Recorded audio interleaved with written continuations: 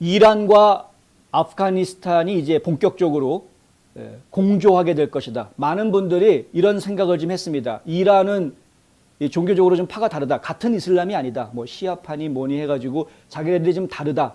파가 다르기 때문에 결국에는 이란과 아프가니스탄 그 탈레반 사이에는 이게 합쳐지지 못할 수 있는 그런 앙금이 좀 있다. 종교적으로도 그렇고 그런 이야기들을 하는데 근데 그렇지 않다라는 것을 분명하게 보여주는 일이 바로 이것입니다. 석유. 경제 교류가 이미 시작이 됐습니다. 8월 14일부터 이란이 이 탈레반 정권에다가 석유 수출을 하기 시작했다. 이란이 지금 돈이 많이 궁하죠. 그동안 트럼프 행정부에서 엄청나게 이 금융 제재 조치를 가했습니다. 트럼프 행정부가 굉장히 잘했던 것 중에 하나가 바로 그겁니다. 트럼프 행정부가 북한도 그렇고 이란도 그렇고 지금 뭐 러시아도 마찬가지인데 제재를 가할 때 그냥 말로만 제재 이런 식으로 안 했죠. 아예 통장 거래 금지 이런 식으로 해버렸습니다. 돈 거래 못하게 묶어버렸죠. 은행에서 금지. 만약에 너희 은행에서 이란으로 돈 보내주면 너희 은행은 앞으로 국제은행과 거래 못해. 이렇게 막아버렸습니다. 그냥 아예. 이런 작업을 했기 때문에 실질적으로 영향을 주었던 겁니다. 당장 돈줄이 끊어지니까 바짝바짝 입이 말라붙었던 거죠. 그래서 트럼프가 이야기하는 대로 움직였어야 했던 것입니다. 지금 뭐 남북 국경 문제도 마찬가지인데 멕시코 측에다가 자꾸 안 도와주면 관세 물리겠다. 그러니까 멕시코 정부에서 관세 폭탄을 맞느니 차라리 그러면은 멕시코에서 그러면은 있어라 사람들 이민법정에서 난민으로 인정받을 때까지 기다리는 동안에 멕시코에서 머무르게 해라. 그렇게 됐던 거 아닙니까? 제재를 가하려면 실질적인 효과가 나오게 제재를 가해야 된다라는 것이 이제 그런 트럼프 행정부가 취했던 특징 중에 하나였습니다. 그랬는데 그래서 지금 돈이 말라붙어 있는 이란 상황이었. 이란이 그랬었죠. 그런데 그 이란이 지금 바이든 행정부가 들어선 다음부터 숨통이 트이기 시작했습니다. 여기저기 지금 석유를 수출하기 시작을 합니다. 중국에도 엄청나게 석유를 수출하고 있습니다. 중국에서는 아예 그냥 이 송유관 사업에다가 대규모 투자까지 하고 향후 25년 동안 중국에다가 꾸준하게 일정량 이상의 석유를 공급하기로 계약까지 다 했습니다. 이건 뭐 게임 끝나는 그런 상황이 지금 그 돈이 벌어지면 그 돈 가지고 이란은 무엇을 할 것인가? 당연히 지금 만들고 있던 핵무기 개발을 끝까지 완성시키기 위해서 투자하겠죠. 아프가니스탄하고도 마찬가지로 석유 공급 계약이 지금 이루어졌다. 결국에는 아프가니스탄 쪽으로 석유가 들어간다. 탈레반이 정권을 유지하기 위해서 가장 신경 써야 될 부분 중에 하나가 뭐냐면 경제 재부흥입니다.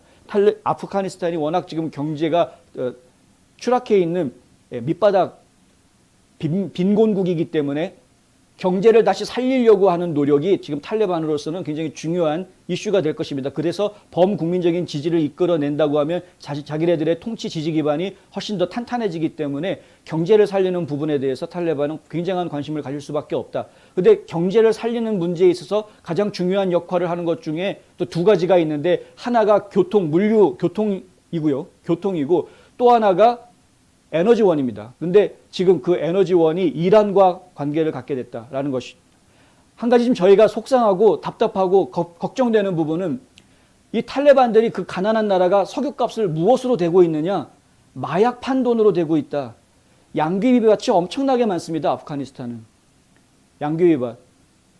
엄청난 마약 생산국이라고 보시면 됩니다.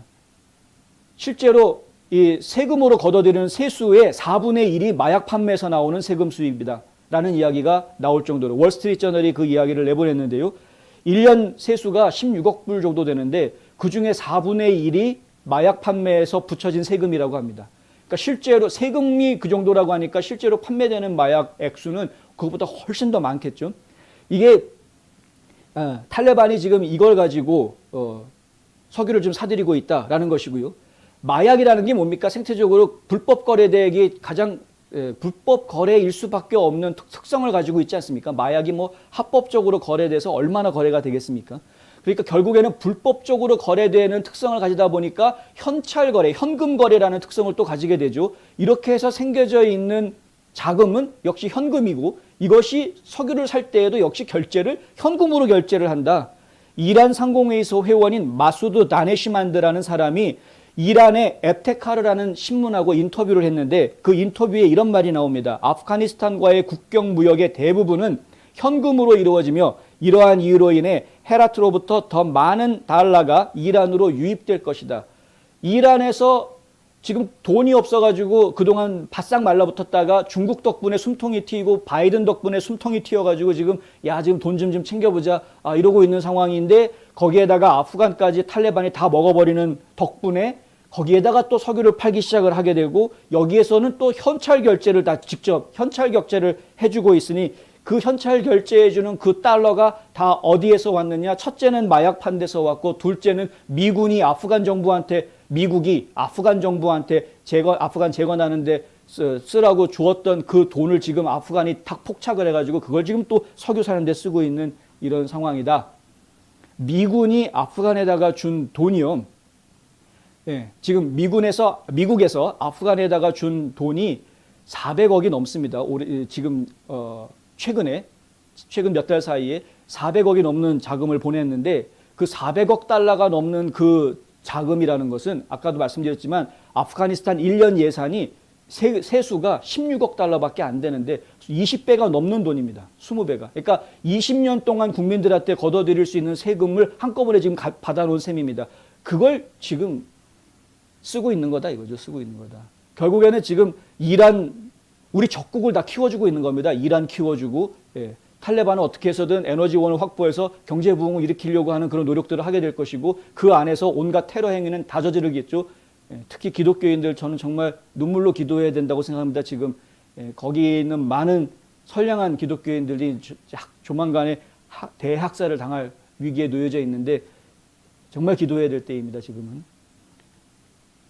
월스트리트 저널은 이 두 불량 국가들이 이미 미국과 다른 국가들의 제재를 벗어나서 물물 교환을 할 수 있게 되면서 서로의 필요를 채워줄 수 있게 됐다. 돈 문제이기 때문에 여기에는 이슬람 종파가 다르다. 너는 무슨 파냐, 너는 무슨 파냐 이거 이야기가 필요 없는 겁니다. 그냥 money talks, 돈이 이야기하는 상황인 것이고 둘은 얼마든지 교류할 수 있는 상황, 이미 교류가 이제 시작이 되어져 있다. 이렇게 되면은 저희가 이란의 세력이 더 커지는 것에 대해서 신경 안 쓸 수가 없고 이란이 북한을 능가해서 핵무기의 완성도를 높이는 것에 대해서도 신경을 안 쓸 수가 없는 상황이 되는 겁니다. 이란은 북한보다 지리적으로 미국에 더 가깝습니다. 그 부분을 저희가 지금 굉장히 무섭게 생각을 해야 되는 부분이고요. 지금 이란 같은 경우에 잠수함을 만약에 미국으로 보낸다라고 이야기하면 그것에 대해서 미국이 지금 제어할 수 있는 제대로 된 시스템들을 좀 갖추고 있는가 이것도 한번 좀 염려해야 될 부분입니다. 북한 같은 경우에는 SBLM 다 갖추고 있지 않습니까? 잠수함에서 쏘아 올리는 핵미사일을 지금 갖추고 있는 상황인데 이게 상당히 좀 신경 쓰이는 부분입니다. 전 세계에 있는 잠수함들은 물론 미국에서도 나름대로 다 추적을 하고는 있지만 알 수 없는 일이죠. 더군다나 지금 미국 바로 코 밑에는 쿠바가 있지 않습니까? 가장 적국으로 이야기하는 쿠바가 바로 미국 코 밑에 있는데 쿠바 앞바다까지 와가지고 거기에서 미국 대륙 안으로 미사일 쏜다고 그러면은 그거 어떻게 막을 겁니까? 그걸. 장거리 미사일은 오는데 시간이 있으니까 미닛 같은 거 쏴가지고 미니맷 같은 거 쏴가지고 어떻게 커버할 수 있다고 치지만 단거리 미사일 쏘는 것들은 막을 도리가 없습니다. 막을 도리가. 그래서 이란이라든가 이런 그 적성 국가들이 무기 개발하기 전에 숨통을 조여놔야 되는 것인데 그러니까 지금 단순하게 알카에다 하나만 잡으러 들어갔다라고 이야기하는 것 자체가 일단은 너무나 바보스러운 이야기였고요. 지금 미국을 보호하기 위해서는 적극적으로 해외 전초기지에서부터 먼저 적극적으로 미국을 보호할 수 있는 활동들을 벌여야 하는 것인데 그런 것들을 지금 제대로 하지 못하고 오히려 바보같이 전 세계의 비난을 사면서 지금 쫓겨나게 생긴 당장 영국이나 프랑스는 지금 난리도 아닙니다. 바이든 잘못했다고.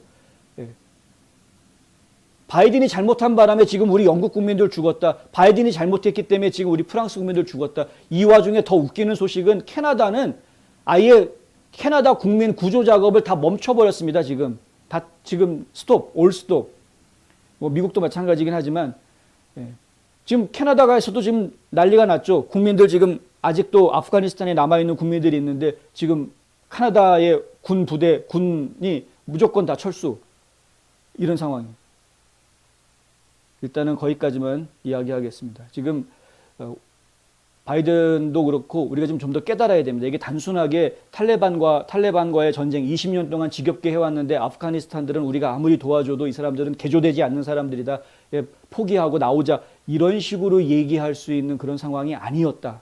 예, 그런 상황이 아니었다는 겁니다. 물론 철수에 합의를 하긴 했었으나 이런 식으로 돼서는 안 되는 거지 않았습니까? 예.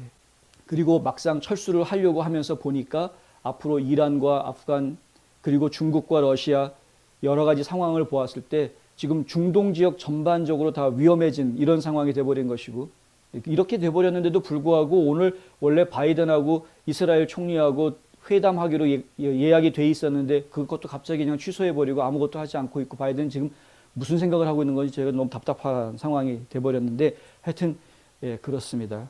그래서 지금은 이 사태를 다시 지금 처음부터 다시 돌아봐야 되는 상황이 된 것 아닌가. 필요하다면은 다시 침공해야 되는 것 아니냐. 예. 적어도 탈레반을 건드리지는 않는다고 하더라도 거기에 남아있는 아이시스 잔당이라도 잡아야 되겠다라는 명분이라도 내세워서 우리 군이 지금 죽지 않았습니까?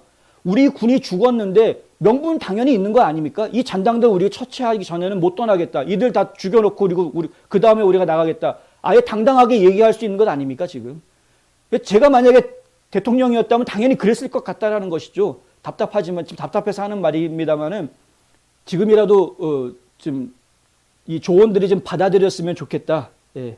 그 레션탈러 연방 하원 의원이 이야기했던 것처럼 타격해야 된다 아이시스. 지금이라도 아이시스 타격해야 돼. 명분 충분합니다 지금. 예. 우리 군이 죽었기 때문에 명분 충분하니까 타격하고 그리고 예.